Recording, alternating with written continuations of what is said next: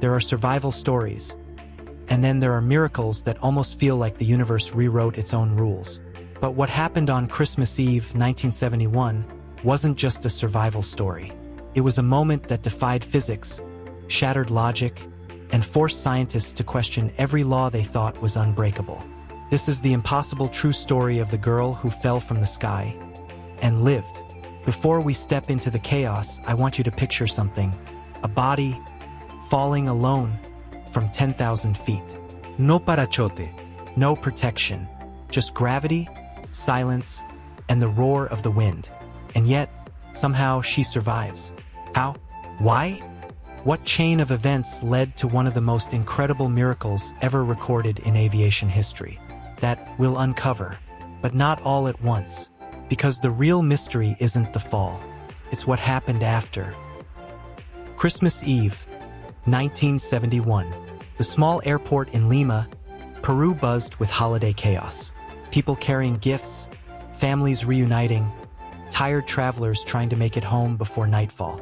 Among them was a 17-year-old girl named Julian Koepcke, traveling with her mother, returning home to see her father deep inside the Amazon rainforest. Her father was a biologist, her mother a scientist. Julian was raised in nature, in the depths of the Amazon, surrounded by creatures most people only see in documentaries. But today, she wasn't a jungle girl. She was just a teenager boarding a commercial flight. Lanza Flight 508, a short, routine hop to Pucallpa. Nothing special, nothing dangerous, just another holiday trip. But there was one detail, one that nobody paid attention to: the weather forecast. A storm was forming over the Andes, thick enough to swallow entire mountains. Clouds so dense they looked solid. Lightning dense enough to light the sky like a broken camera flash. Airlines warned pilots to avoid it. Most flights stayed grounded, but Flight 508 did not. The airline was known for cutting corners. Fuel leaks, maintenance problems, overconfident pilots, and now they would fly straight into the storm. Julianne took her seat by the window. She loved window seats. She loved watching the world shrink beneath her, the rivers curling like silver snakes through the jungle. The plane lifted smoothly, gentle, calm, almost friendly. But within minutes, the sky darkened.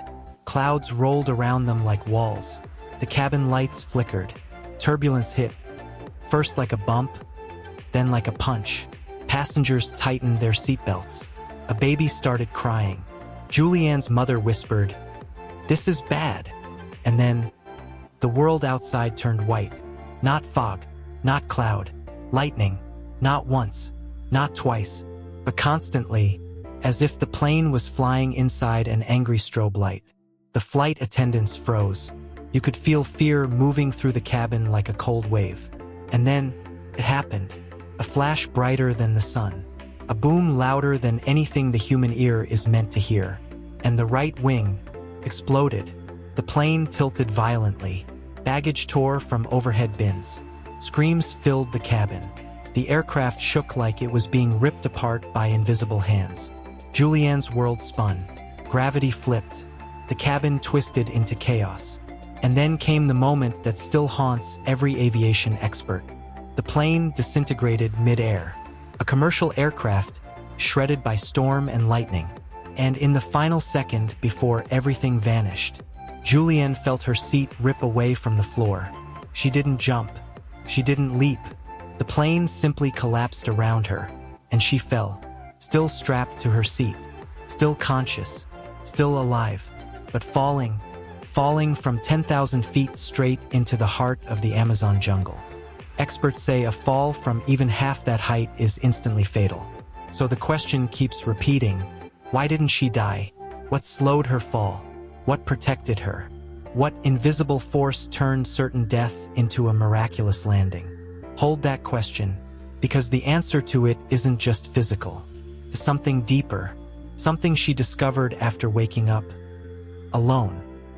Imagine falling through clouds so thick they feel like cotton, but knowing beneath that softness is a forest canopy as unforgiving as concrete.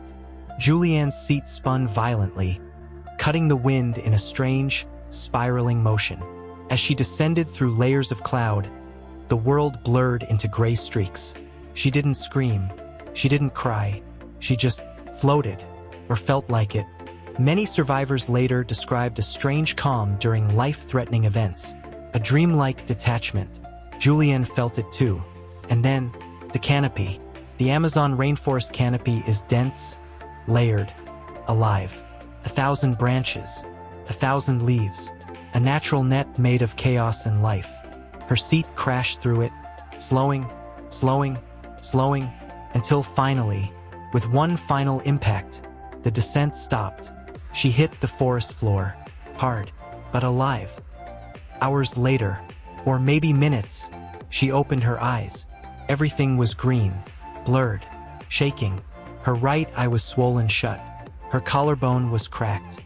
Her body was bruised and cut. Her leg was burning from deep gashes. But she was breathing. Above her, sunlight filtered through the trees. The world was too quiet, too still. She tried to call out, "Mama? Mama?" Her voice cracked, but no one answered. Just the hum of insects and the distant calls of birds. She stood, dizzy and disoriented. The forest floor spun beneath her. Then she remembered the plane, the lightning, the plunge, the fall, and then the question, am I the only one alive? As she stumbled through the forest, something caught her eye, a single shoe, her mother's shoe, but no body, no sign of life, no sign of death. This would become one of the most painful unanswered questions in her life. Where was her mother? We will return to this later. Julianne knew the Amazon. She grew up here. She knew which animals to avoid, which plants were poisonous, how to track water. This knowledge would become the invisible shield between her and death. She found a small creek and remembered her father's rule. Where there's water, there's a way out. Rivers lead to civilization. Follow water and eventually you will find people. But she also knew water attracts predators. Caimans, snakes, piranhas. Still, a moving stream offered hope. And she needed hope. Her injuries worsened with each passing hour. Flies laid eggs in her wounds. Her arm was swollen. Her cuts oozed infection. Rain soaked her every night. Mosquitoes attacked in swarms. Days blurred as she walked, stumbled, crawled through mud and roots. She found no other survivors. Just fragments, piece of the plane, burnt metal, clothing, a seat, a child's Christmas gift. On the third day, something shook her to the core. She found bodies, still strapped in seats, still untouched by the forest. But none were her mother. That unanswered loop grew tighter around her mind. Was her mother alive somewhere? Was she injured? Was she calling for help? This question kept Julianne moving. By day 5, hunger clawed at her stomach like an animal. She had no food, only water. Her vision blurred. The world doubled, twisted, bent. She saw shadows moving in trees that weren't there, faces in the leaves, hands reaching from the river. But every morning, she forced herself up. One step, another, like a promise she could not break. Remember the question? How did she survive the fall? Here's the truth. 3 forces saved her. 1. The seat acted as a crude parachute, increasing air resistance. 2. The spiral fall slowed her descent. 3. The jungle canopy, layered like nets, broke her speed in stages. But there's a 4th factor, one that scientists rarely talk about: instinct. Her body relaxed during the fall.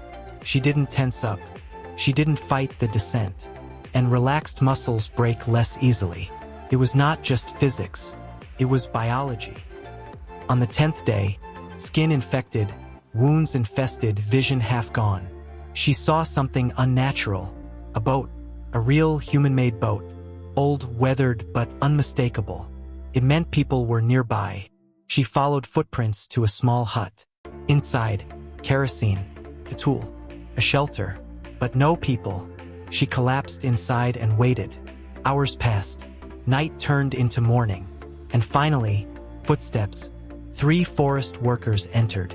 When they saw her, they froze. A teenage girl standing alone in a remote jungle hut, covered in dirt, blood, and insects. They thought she was a forest spirit, a ghost, but she spoke, weakly. "My name is Julian Koepcke." The men stared in disbelief. They had heard of the crash, but authorities assumed everyone had died. Yet here she was, alive. They took her onto their boat. They treated her wounds. They carried her back to civilization. And soon, the world heard the impossible. A girl fell from the sky and lived. And now, the final loop. What happened to her mother? Julian learned the truth days later. Her mother survived the initial fall, but was too badly injured to move. Rescuers found her body days after Julian was saved. She didn't die instantly. She died waiting. This truth haunted Julian for years, but it also shaped her life. She later became a biologist, like her parents, dedicating her life to the Amazon that took everything from her, and yet also protected her. And that is why the world still calls her the girl who fell from the sky and walked out of the jungle alive. In a world full of tragedies, miracles like this remind us of something simple. Life is fragile. Life is unpredictable. And sometimes, life refuses to let go. If stories like this move you, shock you, or make you look at the world a little differently, then you're in the right place, because there are countless untold survival stories still waiting to be uncovered. So if you want more unbelievable true stories, make sure you hit that like button, subscribe, and turn on the bell icon, so you never miss the next miracle, the next mystery, the next impossible moment. Thanks for watching.